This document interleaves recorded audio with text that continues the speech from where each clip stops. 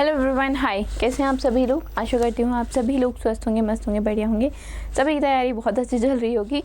तो चलो आओ आज के सेशन की शुरुआत करते हैं। हमेशा की तरह देखते हैं अपनी news in form of question as we used to do, right.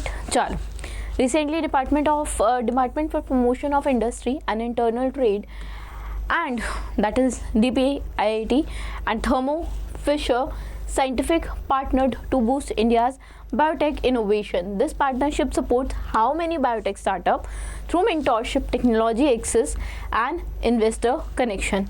So this is basically to support 500 biotech startups in next 3 years through the strategic advisory, technology access, mentorship and investor connect. As a part of this MOU that is had between the Thermo Fisher Scientific and DPIIT, TFS basically जो Thermo Fisher Scientific है, under the Startup India DPIIT initiative Bharat Startup Grand Challenge will launch BioVerse Challenge and BioVerse Mentor Circle. And BioVerse Challenge is nationwide platform to identify and nurture India's most promising biotech entrepreneurs. और जो BioVerse Mentor Circle, it provides the skill development and technical training across the landing bio incubators.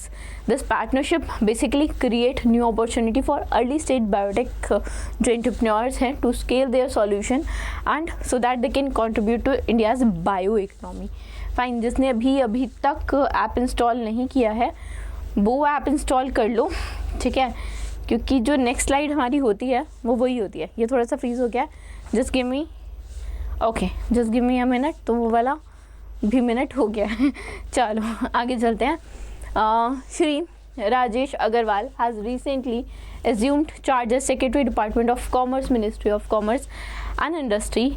Who did he replaced in this position? तो इन्होंने सुनील भरतवाल को replace किया है and Rajesh Agarwal basically an IAS officer has assumed charge as the secretary under the Department of Commerce in the Ministry of Commerce and Industry. ठीक है, ये retire हुए थे 30 तारीख को।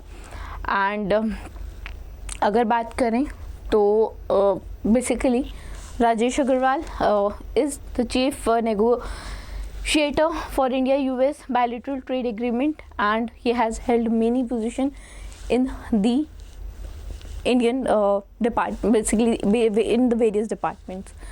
ठीक है, आगे चलते हैं, नेक्स्ट देखते हैं।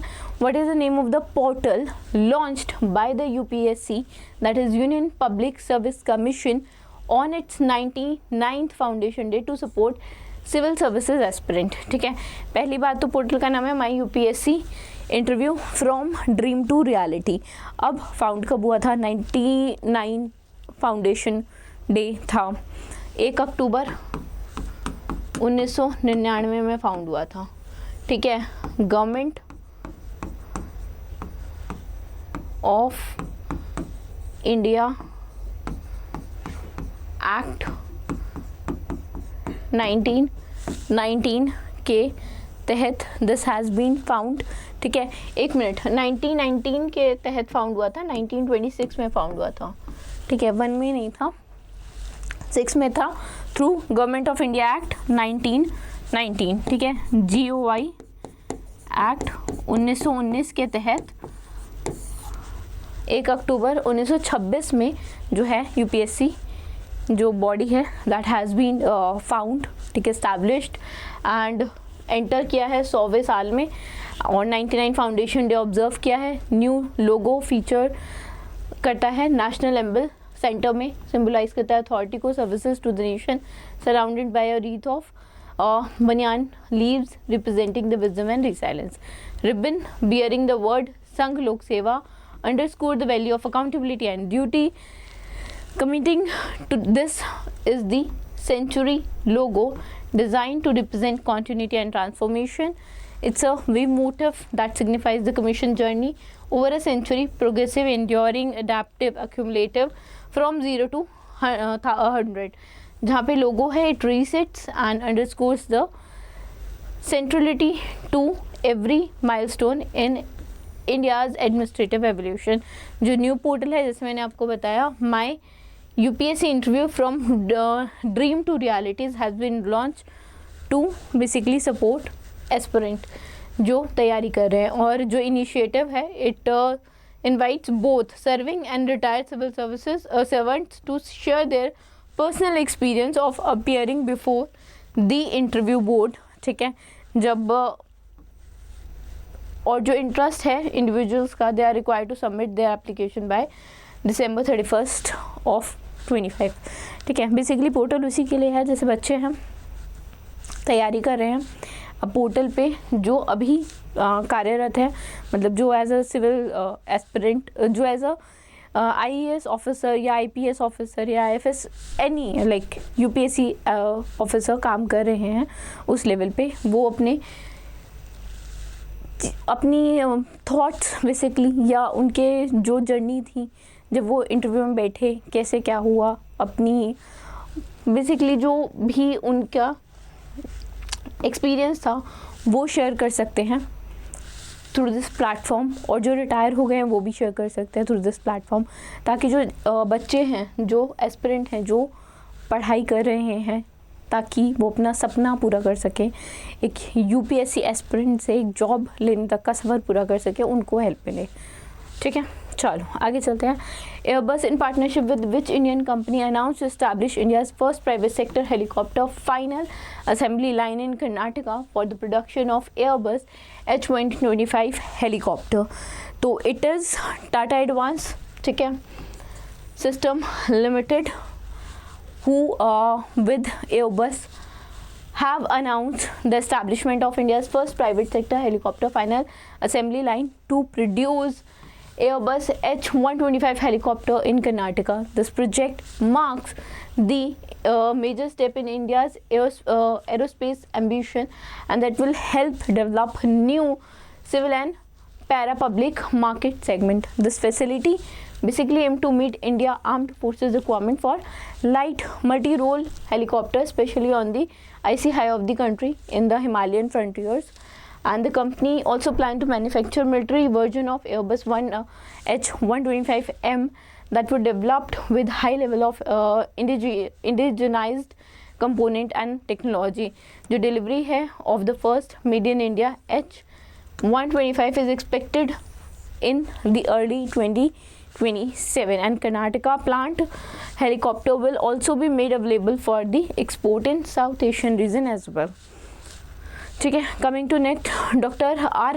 Arthur James, the recipient of Tamil Nadu Scientist Award 2022 in Environmental Sciences, serves as a professor and chair in the Department of Marine Science at which university? It is your Bharati Dasan University. And if we talk about the news, तो जैसा mention है doctor R Arthur James जो है of the Bharathidasan university has been honoured with the Tamil Nadu scientist award 2022 in the field of environmental science. ये जो award है it is being instituted by the Tamil Nadu State Council for Science and Technology, and it is one of the prestigious award, and it highlights the exceptional contribution made by the individual in various fields of science and research.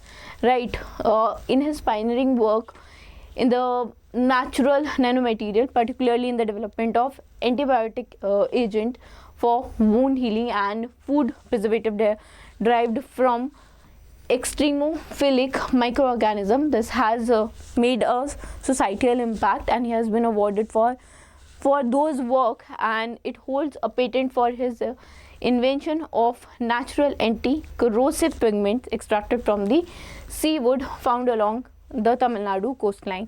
Award जो है वो 50,000 का है, and excitation included है. Next question देखते हैं. Who has assumed charge as the director general of the national credit corps in October.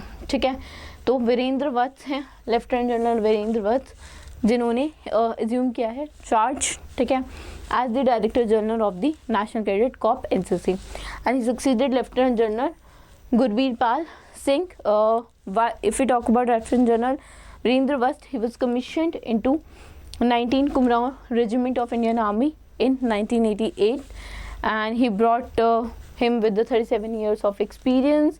He also have commanded infantry brigade under the United Nations mission in the Democratic Republic of Congo.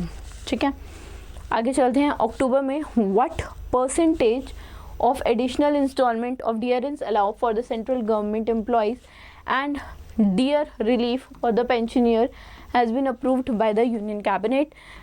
This is the additional of 3% that is being approved by the Union Cabinet, and this is effective from 1st October 25, and it will stack on the top of the existing rate of 55% of the basic pay या pension. जो decision it is set to benefit 49.19 lakh central government employees and 68.72 lakh pensioner, and was taken with a view to compensate against the price rise.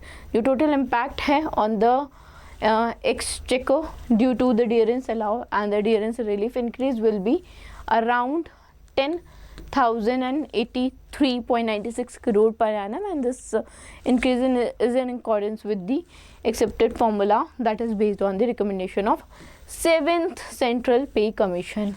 मार्च 2025 में cabinet ने increase किया था DA 2% से, that is basically bringing the rate to 55%, that is effective from 1st of July 25.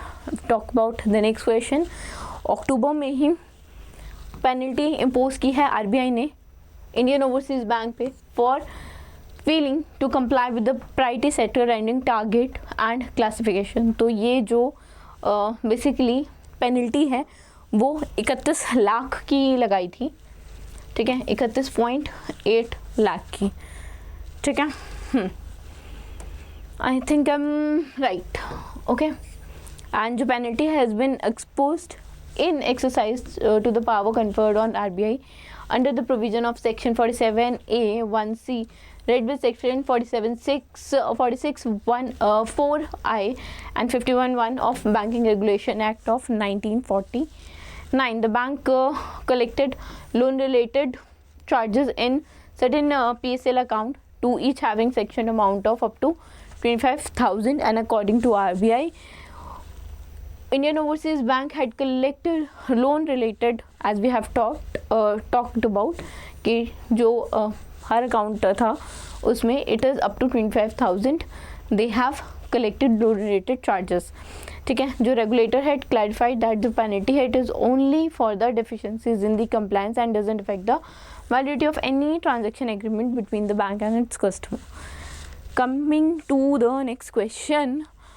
Which bank has recently tied with Life Insurance Corporation of India for expansion of insurance business? तो RBI ने LIC के साथ partnership की है ताकि वो अपना जो इंश्योरेंस बिजनेस है उसमें एंटर करे और उसको थोड़ा बढ़ा सके.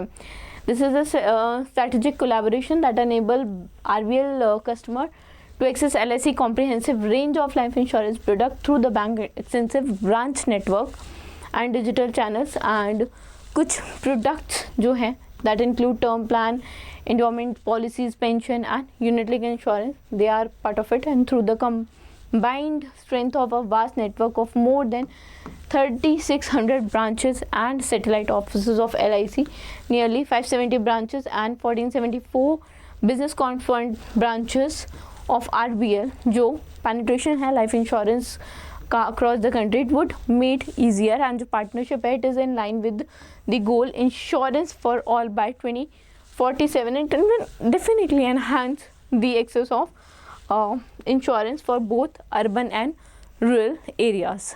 Fine, this was it from today's session. I hope you guys might have liked this session. पसंद आया तो लाइक करना, चैनल को सब्सक्राइब करना. Thank you so much.